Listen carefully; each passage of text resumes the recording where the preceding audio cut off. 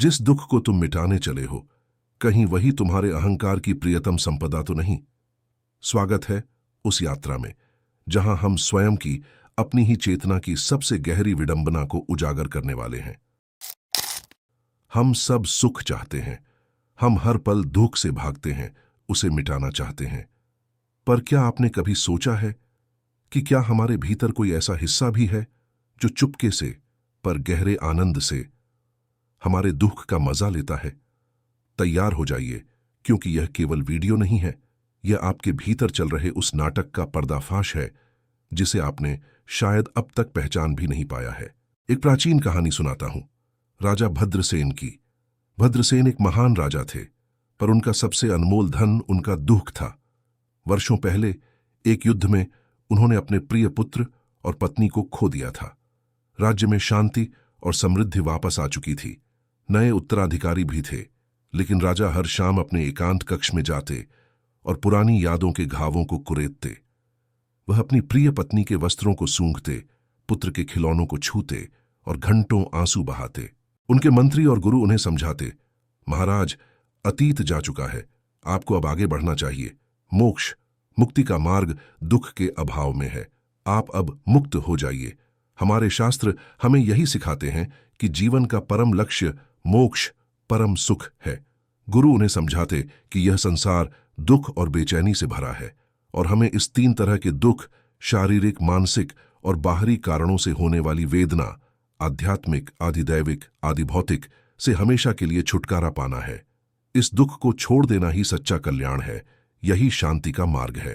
लेकिन राजा भीतर से नाराज हो जाते। उन्हें लगता था, ये लोग कितने उथल्ले हैं, उन्हें मेरे इस गहरे प्रेम और अद्वितीय व्यथा की कीमत का क्या पता, उन्हें मेरे दर्द की गहराई का पता ही नहीं।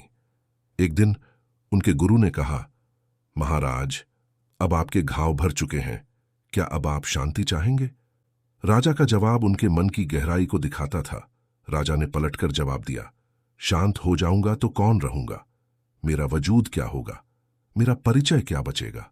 इस दर्द को त्याग दूं तो मेरे और साधारण प्रजा के बीच क्या अंतर बचेगा? मेरी सारी महानता, मेरी सारी गहराई तो इसी दुख में लिपटी है। अगर मैं शांत हो गया तो मैं खुद कौन रहूंगा? गुरु समझ गए, राजा भद्रसेन मुक्ति नहीं चाहते। वह अपने दुखों से चिपके हुए थे, क्योंकि यही उन्हें खास महसूस कराता था। वह सोचते थे कि इतना दर्द मैंने ही झेला है। राजा अपने घावों से मुक्त नहीं होना चाहता था, क्योंकि वही उसका परिचय थे। और अब हमें खुद से पूछना होगा, क्या हमें अपने ही दुख से प्रेम है? मूल प्रश्न, हम दर्द का मजा क्यों लेते हैं? हम अपने दुखों से चिपके क्यों रहते हैं? भारतीय दर्शन में दुख 3 प्रकार के बताए गए हैं, आध्यात्मिक, शारीरिक और मानसिक। आधिदैविक, दैवीय शक्तियों से, और आधिभौतिक, बाहरी मनुष्यों या जीवों से। इन तीनों प्रकार के दुखों को कोई नहीं चाहता। फिर भी एक विडंबना है। ओशो कहते हैं, दुख से छुटकारा पाना कठिन है, क्योंकि आप इससे छुटकारा पाना ही नहीं चाहते। हम अपने दुखों से मुक्त क्यों नहीं हो पाते? आइए इसके कारण को समझते हैं। पहला कारण है अहंकार का भोजन। आपका दुख आपको कोई खास व्यक्ति बना देता है। यह आपको एक निश्चित चरित्र और पहचान देता है। यह आपके अहंकार को एक मजबूत सहारा देता है। सोचिए, बिना किसी कष्ट, बिना किसी संघर्ष के आप कौन हैं? यदि आपका सारा दुख, आपका सारा कष्ट आपसे ले लिया जाए तो आप एक भिखारी हो जाएंगे। आपके पास बात करने के लिए कुछ भी नहीं बचेगा, है ना? यही कारण है कि जब आप किसी को अपने कष्टों की महान कहानी सुनाते हैं और वह व्यक्ति कहता है, यह कुछ भी नहीं है, तुम्हें मेरा दुख जानना चाहिए था, तो आपको चोट लगती है। आप मन ही मन सोचते हैं, भला इनके कष्ट मुझसे अधिक कैसे हो सकते हैं? और फिर आप अपने ही कष्टों की कथा आरंभ कर देते हैं। आप वास्तव में शिकायत नहीं कर रहे होते हैं, या आप डींग मार रहे होते हैं। आपका दुख आपका निजी कब्जा है, आपकी प्रतिष्ठा है।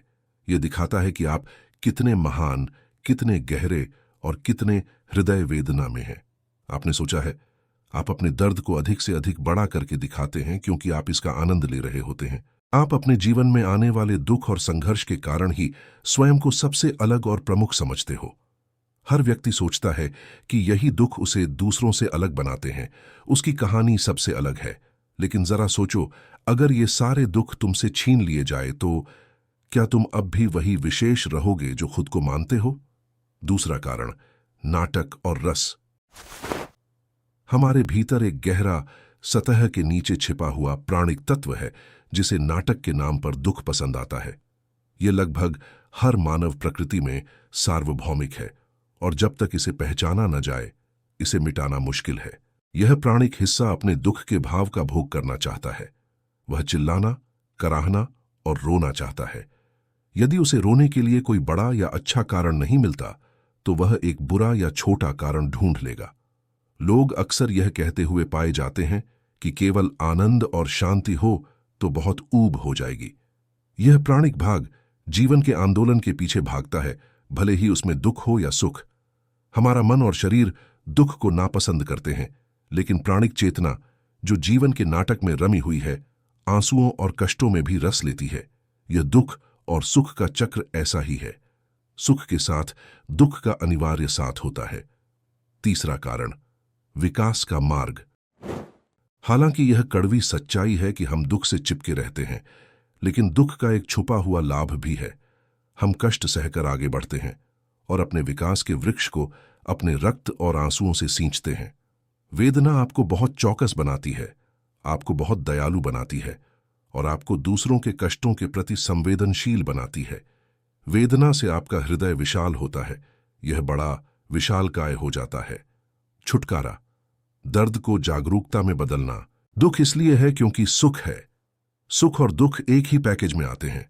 वे एक ही घटना के दो पहलू हैं, जैसे पक्षी के दो पंख या दाएं और बाएं हाथ। आप बड़ी चोटियां चाहते हैं तो गहरी घाटियां भी होंगी, क्योंकि घाटियां ही चोटियों के अस्तित्व को संभव बनाती है। ओशो के अनुसार अस्तित्व जो कुछ भी देता है, चाहे वह सुख हो या दुख, हमें उसे इस तरह से इस्तेमाल करने का रास्ता खोजना चाहिए कि वह हमारे लिए क्रिएटिव ग्रोथ की स्थिति बन जाए।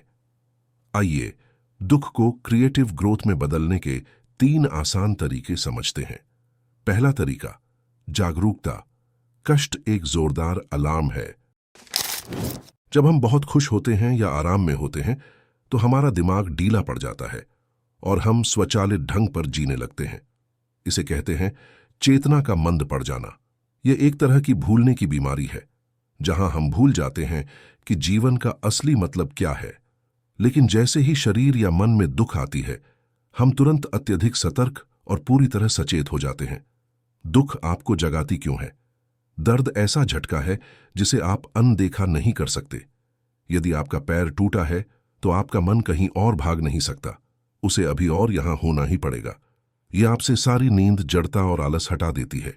विटनेस बनने का मौका।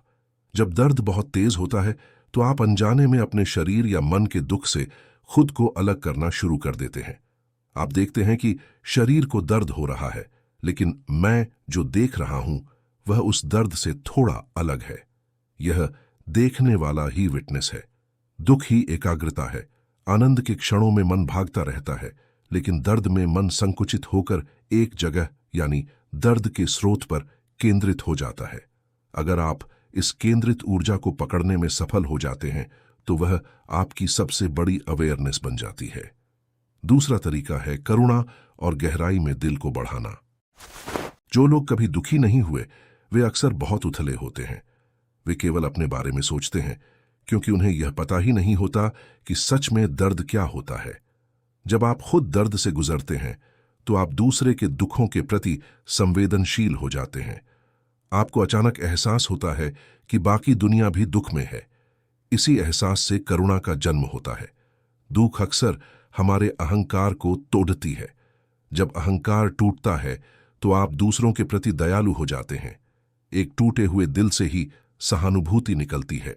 व्यक्ति जो केवल सुख में रहा है, वह हमेशा सतह पर रहता है, लेकिन जिसने दुख झेला है, उसके हृदय में विस्तार आता है। इस विस्तार के कारण ही आपके व्यक्तित्व में गहराई आती है और आप जीवन को अधिक बड़े और समग्र रूप से समझने लगते हैं। केवल वही लोग जो पीड़ित हुए हैं, वे दूसरों के दुख को समझ सकते हैं और उसे कम करने में मदद कर सकते हैं। यह दुख ही आपको सच्चा समाज सेवक या दयालु व्यक्ति बनाता है।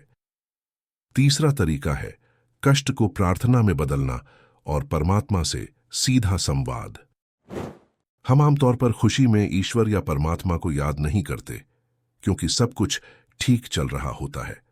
लेकिन जब हम गहरे दर्द में होते हैं, जब हमें लगता है कि कोई इंसान हमारी मदद नहीं कर सकता, तब हम स्वतः ही ईश्वर की ओर मुड़ते हैं। इसलिए दर्द को दबाने या उससे लड़ने के बजाय उसे एक प्रार्थना के रूप में इस्तेमाल करें। दर्द की तीव्र ऊर्जा को विरोध करने में बर्बाद न करें। इसके बजाय उस दर्द की तीक्ष्णता को एक क्रिएटिव ऊर्जा में बदल दें। दर्द एक स्मरण है कि जीवन में भौतिक सुखों से परे भी कुछ है। कैसे करें यह परिवर्तन? जब दर्द हो तो आंखें बंद करके उस दर्द को पूरी अवेयरनेस के साथ स्वीकार करें और विटनेस बने। यदि आप दर्द को विटनेस भाव से देख पाते हैं तो वही क्षण आपका ध्यान बन जाता है। इस प्रकार आप अपने दुख को अवेयरनेस, ध्यान या प्रार्थना में रूपांतरित कर देते हैं, जिससे आप भौतिक तल से ऊपर उठकर आध्यात्मिक विकास के मार्ग पर आगे बढ़ते हैं। और सबसे महत्वपूर्ण बात, दुख ही हमें सुख का गहरा अनुभव कराता है, और जितना गहन दुख होगा उतना ही प्रबल आनंद का अनुभव भी होगा।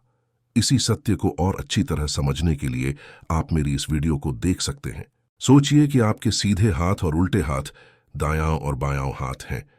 क्या आप सीधे हाथ को काटकर फेंक सकते हैं और सोच सकते हैं कि अब केवल उल्टे हाथ से काम चलेगा? नहीं। दुख और सुख भी ऐसे ही जुड़े हुए हैं। वे वास्तव में दो चीजें नहीं हैं, वे एक चीज हैं। न तो अलग हैं, न ही पृथक, और उन्हें अलग नहीं किया जा सकता। अगर आप एक ऊंची चोटी चाहते हैं तो उसके बगल में एक गहरी घाटी होनी ही चाहिए। मनुष्य सदियों से यही कोशिश कर रहा है, सारे सुख पा लेना पर कोई दुख ना हो। लेकिन यह संभव नहीं है। जितना अधिक सुख आप पाएंगे उतना ही अधिक दुख भी होगा। घाटी, दुख केवल एक ऐसी स्थिति है जिसके कारण छोटी सुख का होना संभव हो पाता है। अगर आपने कभी दुख नहीं जाना तो आप खुशी को पूरी तरह से नहीं पहचान पाएंगे। एक लंबी बीमारी के बाद जब आप स्वस्थ होते हैं तो वह स्वास्थ्य एकदम ताजा और नया लगता है। दुख से गुजरने के बाद ही हमारा स्वास्थ्य फिर से नया बन जाता है। दुख एक विपरीत अनुभव से गुजरने के बाद स्वास्थ्य को ताजा कर देता है। यदि आप दुख का अनुभव करने में सक्षम हो जाते हैं तो आप यह समझेंगे कि दुख भी सुख जितनी ही सुंदर है। दुख आपके अस्तित्व में तीक्ष्णता और प्रतिभा लाती है। सुख आपकी चेतना को मंद कर देता है, लेकिन दुख आपको अत्यधिक सतर्क और सचेत बनाती है। इस बढ़ी हुई अवेयरनेस के कारण जब आप सुख का अनुभव करते हैं तो आपका पूरा अस्तित्व उस अनुभव को अधिक गहराई से महसूस करता है। तो क्या करें? अपनी चेतना को ऊपर उठाइए ताकि आप दुख को उसके अवास्तविक रूप में देख सकें। अपने भीतर के उस विटनेस को जगाइए। जब मन, प्राण और शरीर कष्ट उठाते हैं तब भी अपनी आत्मा को अविनाशी, शाश्वत और दुख रहित समझो। स्वयं से पूछिए, जो वृद्ध होगा, जो बीमार होगा, जो मरेगा, क्या वह मैं हूं? यह दुख आपका अंतिम शत्रु नहीं है। यह उस विकास का वृक्ष है जिसे आपने अपने रक्त और आंसुओं से सींचा है। दुख का उत्सव मनाइए, पर उससे चिपके रहकर नहीं, बल्कि उसे पार करके, क्योंकि केवल वही जो पीड़ा और शोक के जुए के नीचे से गुजरा है, वही अंततः आनंद, परम प्रभु के परमानंद के गंतव्य को प्राप्त कर सकता है।